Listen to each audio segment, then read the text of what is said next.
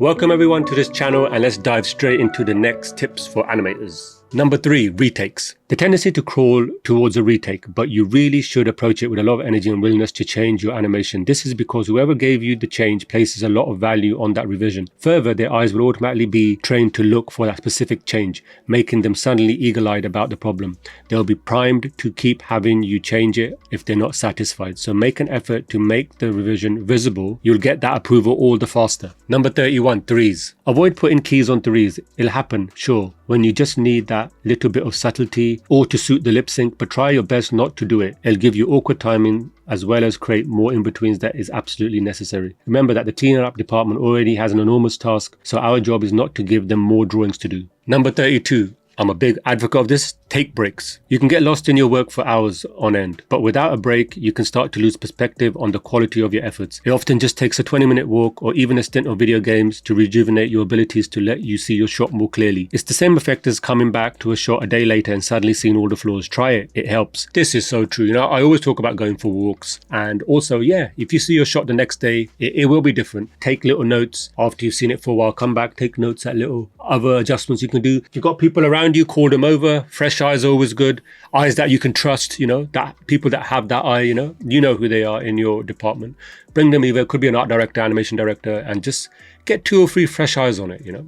Number 33, lengthy shots. You got the big one. The 1,000 frame shots starting on one of these monsters is a daunting prospect. A good way to begin is by portioning it out. Take your main character and watch the storyboard for key moments, usually ending on a held pose. That's a chunk to start with right there. Stay rough and get to the end of the first piece by the end of the day. This lets you take bite-sized chunks of the shots without being overwhelmed. Alternatively, you can mark a particular frame number on your timeline as a daily goal. That way, you can stop stressing about the shot as a whole. Number 34, storyboard. The production has gone to the trouble of timing and posing the characters for you in the form of a storyboard. That means they're invested in it. If you deviate too widely from the storyboard or animatic, they will call it out and you'll get a retake. Instead of fighting them on this, innovate within the confines of the parameters set before you. Find ways to achieve what they want with your own flourishness, your own movement choices, your own great drawings. Make things easier for yourself and pace the board right next to your animation and treat it with respect. Number 35, set a standard pose. When you start a shot, you know your volumes will fluctuate as you go along, sometimes growing crazily or sometimes inadvertently sliding your character's screen left or right by the 10th or 20th drawing. That's part of rough animation, but if you lock down your first drawing as a reference key, this can also be the model, and constantly flip to it, you can keep your volumes relatively under control. More than that, during tie down, this standard pose will serve as a reminder not only volumes but appeal and quality.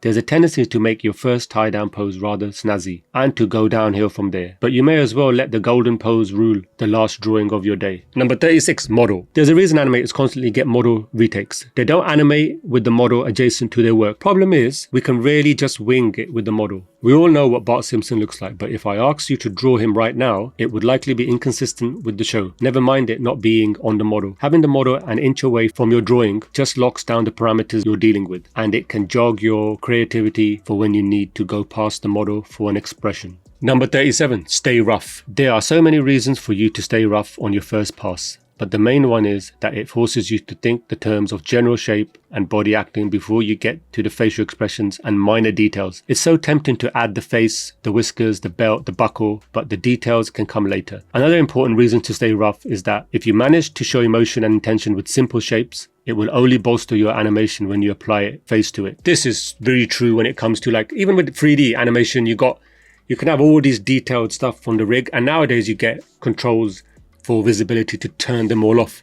And this is what I do. I normally turn all the cloth and, you know, little things hanging out like this. I'll turn them all off and I'll just block out the main body. And then from there, once you get the body mechanics, anything working right, then those little bits are actually quite fun to animate because, you know, you've done the bulk of the work and you're just having fun from there on. All right, man, I like this book. It has these little breaks and it has these little headings. So this one now is your own worst critics. So let's check this out. It takes a lot of introspection to be able to step back and look at your own work in an objective way. That kind of introspection that typically comes from having been given retake after retake. I'm here to help you avoid having to go through that rather unpleasant repetition. Here are a few tricks to take a good long look at your own work. Number 38, self-evaluation. It's important to self-evaluate properly. There are a lot of ways to do this, but I think the first one I resort to is asking myself if I love what I'm looking at. If you don't think it's fun and top-notch, notch. There's no way anyone else will. Another way to imagine yourself in a movie theater watching the show you're working on. The audience is all around you, enjoying the film, and then your shot appears on screen. Does it turn out to be a mediocre shot? A tough but practical way to go about making sure the shot is up to par is to never compromise with yourself. The timing is off, or the arm could look better, but you feel like letting go. Fix it.